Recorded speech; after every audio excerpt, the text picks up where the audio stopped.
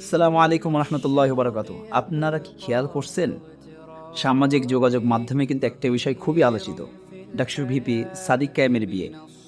আনন্দ আছে, আয়োজনও আছে, কিন্তু এত কিছুর মাঝেও কিন্তু আমরা একজনকে কিন্তু এখনো ভুলি নাই, শরীফ ওসমান বিন হাদি ভাই।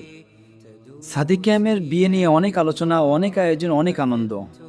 বিয়ে অবশ্যই আনন্দের বিষয়, কিন্তু ইসলাম আমাদেরকে সরলতা, পরিমিতি, অপচয় থেকে বাঁচার শিক্ষা দেয়।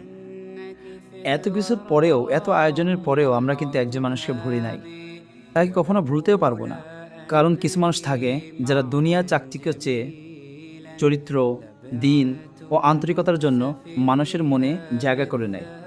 আজকের সময়ে জাঁকজমকপূর্ণ পরিবেশ সহজে মানুষের নজর কাড়ে, কিন্তু হৃদয় জায়গা করে নেয় সেই মানুষ যার মাঝে আছে সত্যতা, বিনয় ও দিনের সৌন্দর্য।